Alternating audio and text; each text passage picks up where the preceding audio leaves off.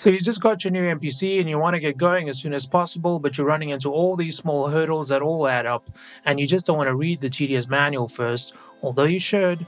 Well, this video is for you. I want to get you into the music making straight out of the box. I've made one MPC quick start video already, but I thought of some additional tips since then, which I'll cover in this video.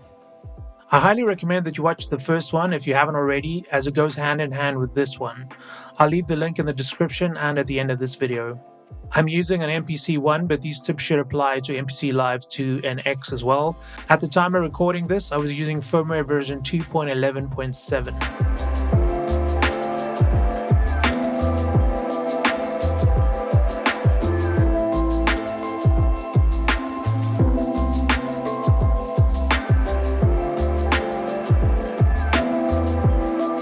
The big jog wheel, or the data dial, as the guy calls it, has the capability of controlling anything that you assign it to on the fly. So basically, anything on the screen that has a red outline will be controlled by the data dial, and that goes for pretty much anything. You can go to the mixer and adjust some volume. You can go to your tracks and your sequences and scroll through them using the data dial. It also works with plugin parameters. So you just go to the plugin and then select whatever parameter you want to control, and the data dial will do that for you.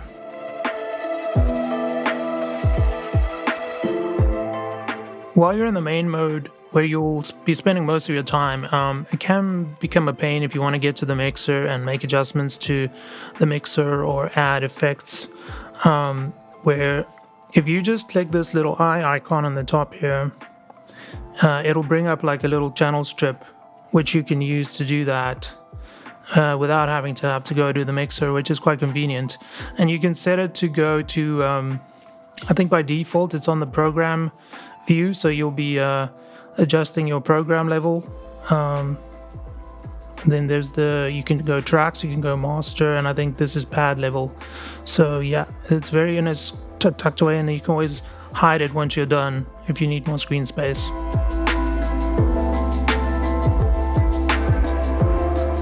If you're in the piano roll and you want to change the time division that you're working in, and you want to change the grid, all you have to do is press the TC button and then select the time division, and the grid will change accordingly.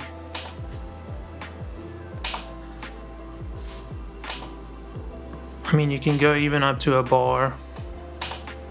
And then also this will affect how your quantization and your timing correct works.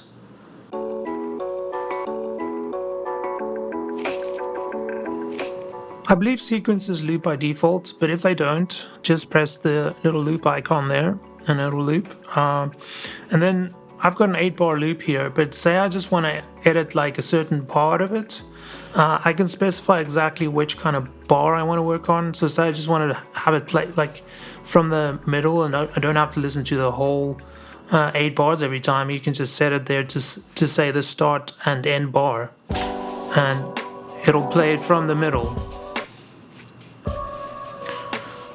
So you'll see if I started from 1, the playhead starts at the top, so that's a good guide to show you where you're at. So what's also cool is the piano roll shows you with the blue line on top where you're at in terms of the bars. So you'll see it starts from the beginning there, and then if we go back and we change the start point to the last 4 bars, we go back, it changed there. So you can always see where you're at, which is great. And I mean, it's completely customizable. You can go bar 5 to bar 6 if you want. So if you just want to focus in on a certain part, like 1 or 2 bars or whatever, to edit those notes, that's easy to do.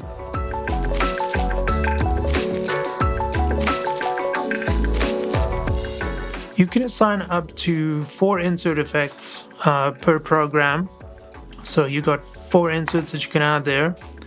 And then also each pad and every bank has the capability of running 4 insert effects, But what's cool is if you're on a drum program, and this applies only to drum programs, if you go to Program Edit, and then you go to Effects at the back here, this will show you 4 insert effects, but if you press the effects button once more, you go to Drum Effects, and this gives you 8 more effects per pad, which is pretty cool. They are different from the inserts though, so you've got a list of 14 things here that you can add per pad. And they come in quite useful, especially if you do, especially with filtering, I would say. You don't have to waste an EQ insert if you can just do your kind of low pass and high pass from over here, which is pretty cool. If you're finding these tips helpful, I'd really appreciate it if you'd like this video and subscribe, as I'm trying to build the channel into something more significant. I have a whole bunch of other MPC and sampler videos in the works, so I hope to see you around.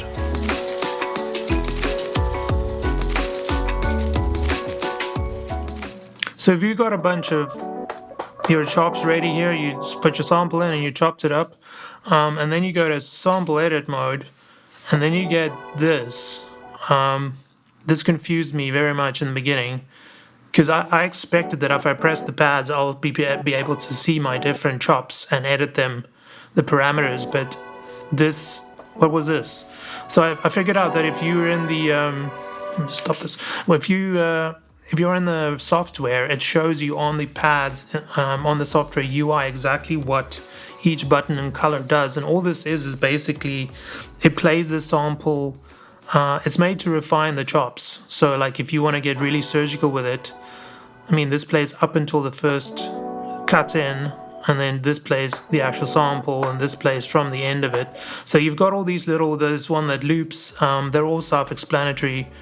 But yeah, because I expected that if you go and edit the sample and you want to change parameters, then it should change the chops, but that's what you get when you go to Program Edit.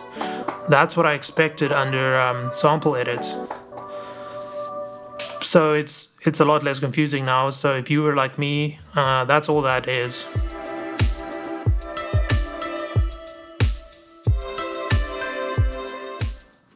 So say you've got your melodic sample all loaded up and chopped up, even in just a rudimentary way, and you start playing them. They're going to be polyphonic by default, I believe. So it means that more than one pad can play at the same time, and that's not such a big deal with one-shot drum samples. But as soon as it's longer stuff that's melodic, it's gonna get messy, as you can see. So to remedy that, we go to Program Edit, and then we would usually use mute groups, which is basically just grouping different sounds together that would choke each other. So as for instance, let's take this bottom row, and we always assign them to mute group 1. So these guys will cut off themselves, and they would cut off other sounds in that group. But you don't necessarily want to get that kind of granular right off the bat. So a quicker way to just get around this is, once you've got a melodic sample in there and you just want them all to cut each other off, all you do is you go to the poly setting and you just set it to mono, meaning you're making it from polyphonic to monophonic, meaning there's only one sound that can play at a time. So then they'll all automatically just cut each other off, which is sweet.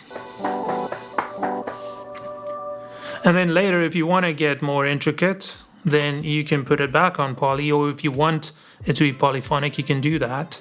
And then just use your mute groups. You have 32 mute groups, which, yeah, you can get crazy with it if you want to.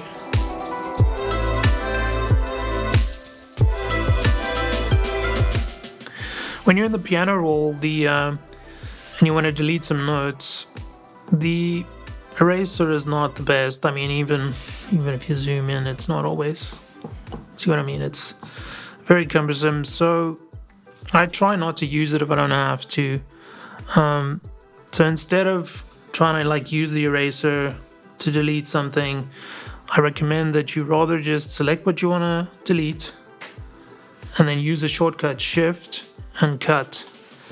And that'll do the same job. Even if you know you're not going to paste it again, it just deletes the notes instead of you having to, you know, select the stuff, switch the tool back to erase, then erase it. And then sometimes it doesn't work. So just use the shortcut Shift, Cut, and that'll just save you some time and frustration.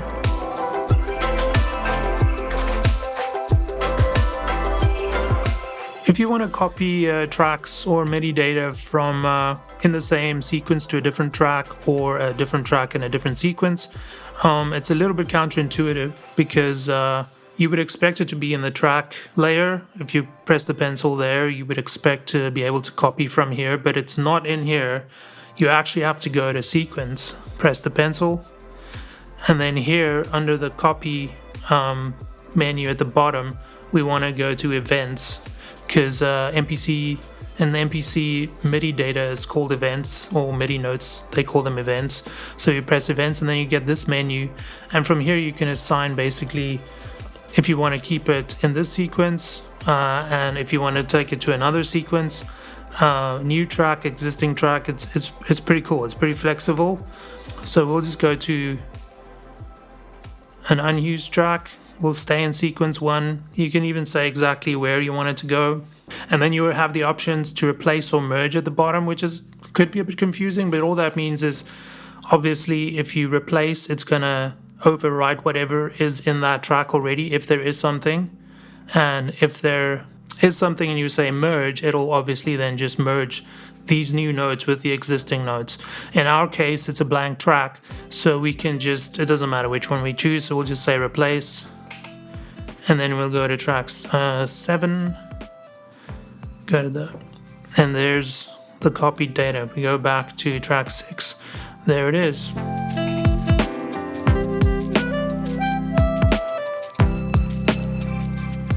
There are going to be times when you're going to want to edit multiple pads at the same time to save time, because it can get super annoying.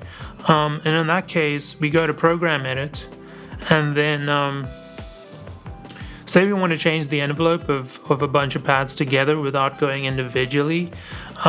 What you'll do is you'll click on the little, I don't know, location pin icon at the top here, and this will give you the edit zones. And it currently shows that it's going to affect whatever is currently selected. But we can change that to all, which will select this bank, all the pads in this bank, but all the pads in all the other banks, which is a bit overkill. So I would recommend then just doing multiple instead, and just follow the little light guide there. If they're red, then they are going to be selected. So let's take the bottom 2 rows here. They're selected. We go close. Say we want to just make them fade in a bit more. See it, if it changed all of them at the same time. So that's how you do that. But just remember, before you exit this, make sure you go and deselect this by either going back to current, so it just selects whatever pad you're selecting, or you just go to multiple and you deselect them all.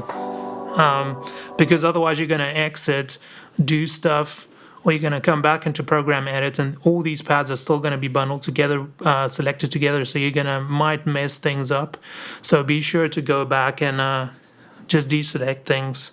Another cool thing is that, say you had this selected, the multiples, and we went and we said current, so we're back on current, right? And we do something else or whatever, and then we come back to select multiple again, the MPC would have remembered the previous selection. So that might be cool or annoying, I guess, but just be aware of that.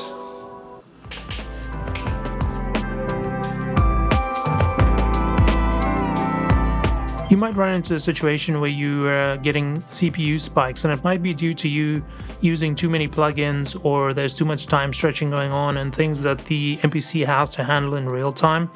And it's got limited CPU, especially in standalone. So what I recommend you do then is to go to your plugin intensive pads. In this instance, say that one.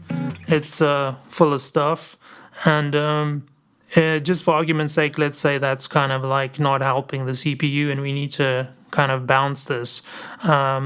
So this is what it sounds like with the plugins. It sounds a bit older or more sampled or whatever.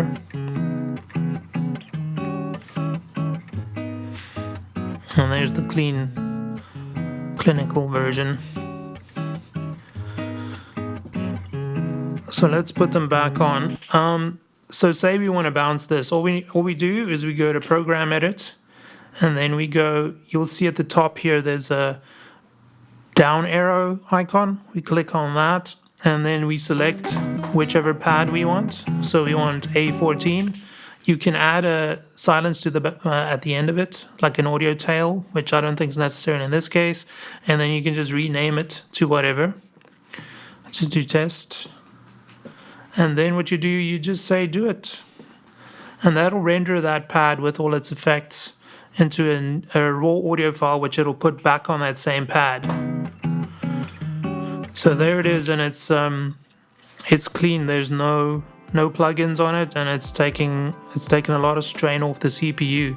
And I mean, you can, from here, if you want to do even further sound design, you can just carry on adding stuff and then just bounce it out again, flatten it again. It's basically the same as doing sound design in Ableton or whatever, where you just keep resampling stuff, so you don't end up with these massive chains of effects, and it just helps with CPU.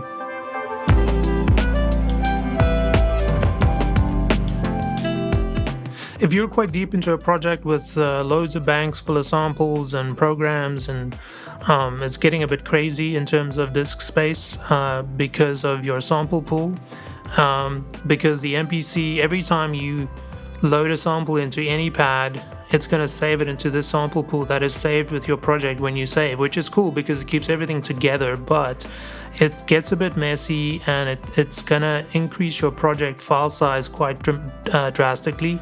So what you can do to declutter a bit is just go to the main menu, and then you click on project at the bottom, and then you'll see this menu come up, and then you just click purge at the bottom.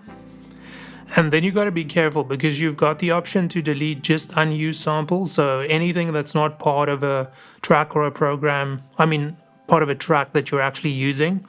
Or you can delete all your samples, which will wipe your complete kind of sample pool, which could be disastrous depending on what you're going for. So just make sure you click unused samples, and that would, I mean, it doesn't give you a success notification or anything like that, but it would have done it. So that just means that when the next time you save your project, your sample pool will be smaller and it will take up less disk space. So that's it for today. I hope these tips help to make your MPC start smoother. If you have any questions or even some of your own advice, please let me know in the comments. And again, I recommend that you watch my other MPC quick tips video as well if you haven't already. Thanks for watching, and I hope to see you in the next one. Until then, tot ziens.